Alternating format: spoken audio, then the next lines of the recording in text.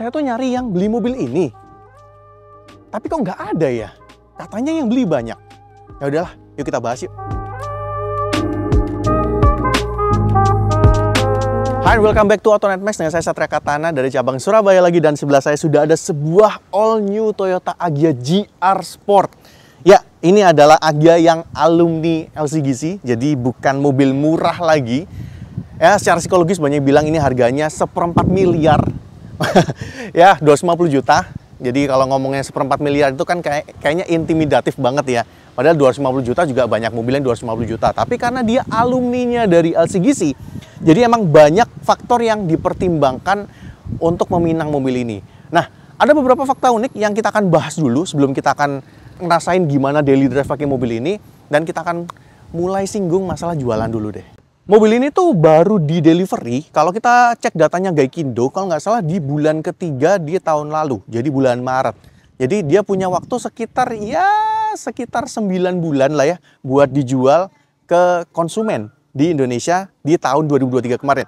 Dan angkanya kita dapat 1.600-an unit, 1.602 kalau nggak salah. Kayaknya lumayan ya kalau kita lihat angkanya, tapi kalau kita bandingin sama Brio RS saja, itu angkanya jauh banget. Brio RS itu di angka 9 ribuan. Kita akan cantumin di bawah ya. Ignis berapa? Ignis sekitar 1.200-an kalau nggak salah. Sirion itu nggak terlalu banyak, ya cuma 500-an unit. Mobil ini ya sebenarnya lumayan. Dia ada di posisi kedua setelah Brio RS. Tapi gapnya itu jauh banget. Apalagi kalau kita bandingin jualannya yang GR ini, kita bandingin dengan yang LCGC. Yang GE dan kawan-kawan itu 18 ribuan unit. Nggak sampai 1/10-nya ya kalau kita bandingin. Jadi ya bisa dikatakan mobil ini laku, tapi ya nggak banyak. Karena balik lagi, harga mobil ini itu sekarang 256 jutaan rupiah. Kalau kita bandingin dengan waktu launching yang 252 atau 253, sebenarnya naiknya cuma sekitar 3 jutaan. Padahal kita udah ganti tahun ya. Sebenarnya oke. Plus kita dengar-dengar mobil ini sekarang diskonnya udah lumayan banget. Ya nggak sampai di bawah 200 juta sih, masih 220 jutaan ke atas lah ya. Ya mungkin sekitar 20-an, kayak gitulah, terutama untuk unit yang 2023. Sebenarnya harganya semakin cengli, tapi tetap aja untuk sebuah alumni LCGC, dan kalian ingat alumni LCGC itu nggak pernah ada yang sukses. Kalian ingat Datsun Go Live, Datsun Cross, itu juga nggak sukses. Dan sepertinya Toyota harusnya belajar banyak dari mereka berdua ya. Nah, kita di Autonet Max itu pernah bikin video mobil ini tuh 2 kali. Yang pertama waktu launching, yang kedua waktu nyobain di TDE. Jadi kita nggak akan bahas detail desain gimana-gimana banget. Kalian bisa cek videonya, bisa cek di link di atas ataupun di deskripsi. Nanti kita akan cantumin. Jadi kita kali ini akan lebih membahas gimana rasanya waktu daily drive kita pakai buat harian. Karena rasanya dibanding dengan Agya yang biasa itu beda. Ya udah nggak usah lama-lama, kita langsung masuk dalam mobilnya.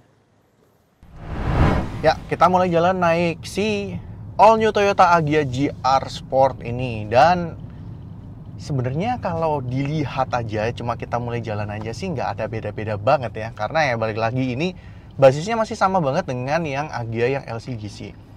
Tapi setelah kita ini pakai kayaknya sudah hampir 100 kilo ya. Iya, dan kita udah pakai selama 2 hari di dalam kota, nggak kemana-mana. Dan emang rasanya itu sebenarnya beda. Bedanya apa aja? Oke, kita akan bahas, kita breakdown satu-satu ya. Jadi, kalau dibandingkan dengan Agya yang biasa, dia itu ada mechanically change atau perubahan secara mekanis. Nah, perubahan mekanisnya itu ada di kaki-kaki. Jadi, coil springnya ganti, shock breakernya juga ganti. Dan 2 bagian ini ada di kaki-kaki, itu dituning sama timnya Gazoo Racing. Jadi, ya pasti rasanya beda. Ini bikin saya ingat sama Toyota Yaris TRD. Kalau kalian ingat Toyota Yaris TRD tahun 2009, 2010, tahun segituan lah ya. Tapi bedanya waktu itu Toyota Yaris itu limited. Kalau ini kan enggak, ini dijual resmi ya, dan tidak limited. Walaupun yang beli yang limited ya. Nah, bedanya apa rasanya? Pertama, dia punya bantingan itu yang lebih kaku dibandingkan dengan Agya yang LCGC. Agya LCGC itu termasuk cukup empuk ya untuk sebuah mobil kecil. Apalagi kalau kita bandingin sama Brio yang terkenal cukup kaku. Nah, di sini dia sedikit lebih kaku. Lebih ke arah Brio, lebih ke arah Honda. Tapi, kalau kita ngelewatin speed bump atau jalan-jalan yang jelek, dia masih bisa lebih keredam dibandingkan suspensinya Brio. Nah, selain itu, bannya juga beda. ban di mobil ini tuh pakai ban yang lebih mahal ya. Dia pakai Dunlop SP Sport Max 050 185/55. Profilnya 55. Jadi masih normal sih, nggak yang tipis banget yang 50 gitu atau nggak sampai 50, nggak. Ya masih 55, masih standar. Tapi kalau yang LCGC itu profilnya 60. Jadi udah suspensinya yang LCGC lebih empuk, bannya lebih tebel. Otomatis pasti yang LCGC itu jatuhnya lebih enak. Yang ini jatuhnya lebih sporty, lebih kaku. Tapi sekali lagi ya, kakunya itu bukan kayak kakunya Brio yang gubrak-gubrak banget. Ini lebih bisa dinikmati. Selain coil spring sama shock breaker, yang diubah juga ada di electronic power steeringnya. Dia dibikin lebih rapat. Dan kalau nggak salah CVT-nya juga dia mappingnya itu beda dibandingkan dengan yang LCGC ya. Nah, efeknya apa? Pertama, setir ini tidak sehambar yang versi LCGC. Yang LCGC itu kan enteng, hambar gitu ya. Ya bener-bener tipikal mobil harian lah, daily drive lah. Yang ini somehow feedbacknya bagus. Nggak yang bagus banget, tapi dibanding yang LCGC jauh. Kita bisa ngerasain konturnya jalan itu lewat setir ini. Jadi dia cukup sensitif ya, kalau jalannya berlubang atau apa kita bisa ngerasain di sini. Dan untuk akurasinya, kita belok dikit dia udah belok. Untuk mobil yang murah, ini akurasinya bagus. Apalagi buat handling. Dan tadi ditambah suspensinya, kita belokin dikit gini. Ya, kita balikin lagi. Dan ini dia terprediksi banget. Enak buat kalian yang suka nikung-nikung. Bukan nikung pacar orang ya. Nah, aspek lain.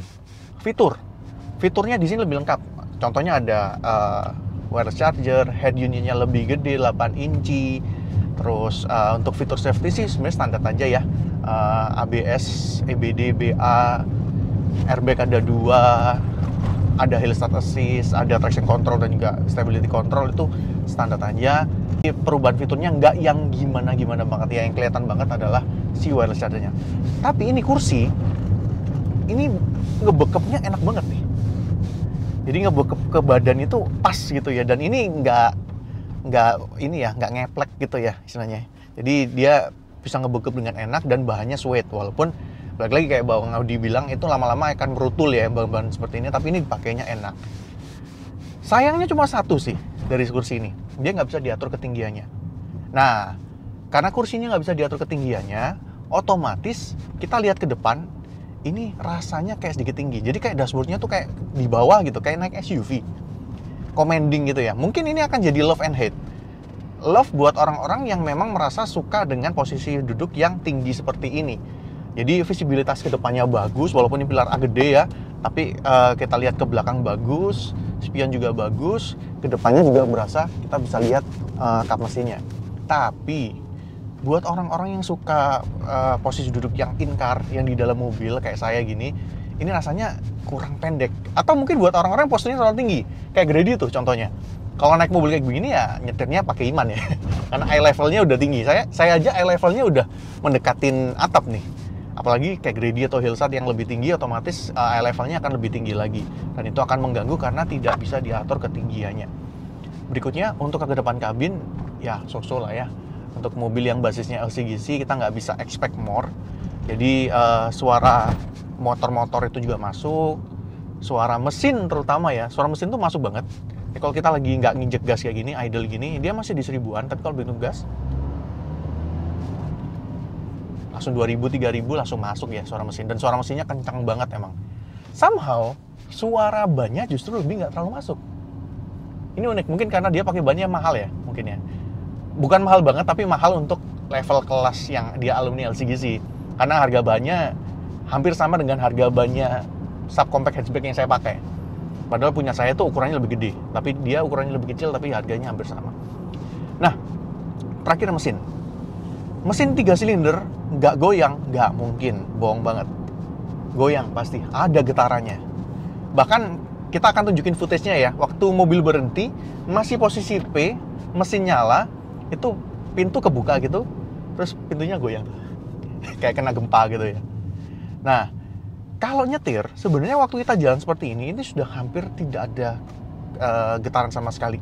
Jadi kayaknya emang Toyota dan Daihatsu itu ngembangin engine mounting lebih baik di generasi ini. Tapi waktu kita crawling, jalan pelan gitu ya, mungkin macet-macetan itu berasa banget. Apalagi kalau kalian posisi berhenti, transmisi masih di D, makin berasa. Dipindah ke N atau P juga sebenarnya masih lumayan kerasa sih. Jadi di situ salah satu komprominya untuk mesin ini.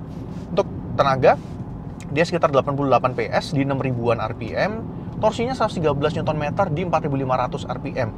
Ya, torsinya lebih nampol daripada Brio, tapi powernya lebih kecil dibandingkan dengan Brio.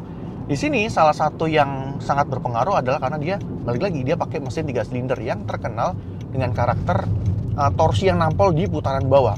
Dan bener banget, mobil ini tuh torsinya nampol banget. Bahkan kita kan pernah pakai itu yang versi Agya biasa waktu komparasi. Itu aja torsinya udah lebih enak dibandingkan Brio. Yang ini lebih nyambak lagi. Karena tadi ya, transmisinya dia kayaknya di mapping lagi biar dia lebih galak. Jadi buat seruntulan tuh enak. Nah gini aja udah lari udah 60 nih. Padahal itu belum power mode. Masih ada power mode. Begitu power mode kita gas lagi, dia lari. Tapi emang transmisinya, balik lagi nih CVT ya, ada rubber band efeknya. Jadi ada momen-momen dimana kita harus menunggu sampai powernya keluar. Dan waktu kita di power mode ini, waktu kita gas kick down, dia akan shifting virtual di sekitar 5500 RPM. Ya kalau nggak perlu banget sih matiin aja lah ya, karena rasanya sebenarnya yang normal aja ini sudah cukup galak untuk mobil yang sekecil ini. Well, kalau kalian mau investasi mobil ini, satu hal yang bisa kalian syukuri adalah di belakang ada ISOFIX. Dan kita udah coba pasang ya car seat, baby car seat yang ukurannya proper, bisa sampai 36 kilo dan bisa masuk, bisa duduk anaknya juga, dan proper lah buat kalian yang mungkin masih rencana mungkin ya 2-3 tahun lagi mau nikah, nggak mau ganti mobil, mau pakai mobil ini aja, nanti punya anak, masih bisa. Tapi harus ngorbanin kursi depan. Kursi depannya tentunya harus sedikit maju. Kalau nggak maju sih agak kasihan ya anak yang di belakangnya ya, sempit juga tuh. Nah ini head unitnya dia 8 inci, sayangnya cuma satu. Dia belum ada Android Auto dan juga Apple CarPlay, jadi harus mirroring ya. Dan di bawah ini AC-nya dia sudah digital. Dan seperti mobil-mobil Toyota zaman now, ini AC-nya dingin banget. Bahkan untuk mobil kecil ini, Agya Race itu AC-nya dingin banget. Makanya kita kecil-kecil aja ya buat settingannya kayak gini. Oh ya, satu lagi, untuk pedal-pedal. Untuk pedal gas, ya khas mobil zaman now, ditol dikit, lompat ya, lari. Apalagi dia agak galak ya, putaran bawahnya. Tapi pedal remnya seperti biasa, seperti Toyota pada umumnya, digital. Jadi antara direm atau nggak bisa diukur-ukur banget. Oke, jadi kita udah ngerasain gimana drivingnya, tapi sebelum kesimpulan, kita mau tunjukin juga bagasinya. Ya, sebenarnya kita udah pernah simulasiin waktu yang komparasi sama Brio. Tapi kali ini kita mau coba dengan jumlah yang lebih banyak. Ini koper 25, bawahnya koper 28. Dan kita udah susun, kalian bisa lihat videonya. Ternyata cukup dan masih ada sisa-sisa tempat. Yang mana sebenarnya kita juga masih bisa masukin kayak koper yang kayak bin 18 itu juga bisa lah. Atau mungkin duffel bag ataupun backpack juga bisa. Dan ini tetap view-nya masih kelihatan ya. Tadi dalam view-nya masih kelihatan. Jadi nggak ganggu view sama sekali. Dan ditutupnya juga nggak ganjel. Jadi simulasi buat minggat dari rumah masih cukup, atau pindah kos lah ya. Oke, jadi kita sampai di kesimpulan. Buat siapakah mobil ini? Tentunya buat kalian yang butuh sebuah hatchback. Hatchback compact lah. Hatchback yang nggak terlalu gede. Dia cuma 3,7 meter. Kalian kalau ingat itu setara dengan Yaris Bakpao. Atau ya setara juga dengan Brio RS ya. Mungkin kalian terlalu mahal kalau beli Yaris atau mungkin beli City hatchback dan nggak perlu segede itu. Ya ini opsinya. Mungkin kalian juga nggak kepengen LCGC. Tapi memang ada beberapa hal yang harus kalian perhatikan. Pro-nya atau yang bagusnya, dia punya handling yang mantep. Untuk sebuah mobil alumni LCGC gitu ya, yang sebasis ini handlingnya enak. Kedua, dia punya kursi yang juga ngebekepnya enak. Fiturnya dia lebih lengkap. Ya, bantingan sedikit lebih kaku, tapi dia lebih sporty. Jadi kalau kalian suka nyetir banget, emang ya kalian bisa ngandalin mobil ini dibandingkan dengan mobil-mobil LCGC pada umumnya. Tapi ya materialnya kebanyakan seperti LCGC, nggak ada soft touch, terus build quality-nya yang nggak gimana-gimana banget, safety-nya yang ya standar-standar aja, nggak yang gimana-gimana banget. Itu juga kalian harus pertimbangkan, plus harga. Balik lagi, tadi kita di awal udah singgung bahwa mobil ini sekarang harganya naiknya nggak banyak dan diskonnya lumayan gede. Tapi balik lagi, itu kembali kepada kalian dan keputusan kalian. Apakah segitu itu menurut kalian worth it atau enggak? Karena ya embel-embel 1/4 miliar itu emang secara emosional kena banget ya. Jadi itu sih catatan yang perlu kalian perhatikan. Jadi kalau kalian udah mantep gitu ya, kepengen minang mobil ini, pastikan kalian test drive dulu. Tapi mungkin ya, mobil ini sepertinya test drive-nya nggak terlalu banyak. Karena kebanyakan pasti yang beli kan yang LCGC itu. Yang kalian mungkin test drive yang LCGC. Tapi kalau kalian kepengen banget nyobain mobil ini, kalau kalian di Jawa Timur gitu ya kepengen nyobain, monggo kalian bisa ke Asri Motor. Karena ini unit pinjaman dari Asri Motor. Mungkin di Surabaya, Sidoarjo kalian bisa coba tes mobil ini. Tapi tenang aja, nggak ada campur tangan apapun dari teman-teman Asri Motor terhadap hasil review kali ini. Bagus kita bilang bagus, jelek kita bilang jelek. Oke, kayaknya itu aja dari AutoNetMax kali ini. Thank you so much buat teman-teman yang nonton sampai akhir. Kalau kalian suka boleh like, share teman-teman kalian, mampir juga ke sosial medianya kita dan juga websitenya AutoNetMax dan juga subscribe buat yang belum. Sampai ketemu di video selanjutnya. Bye.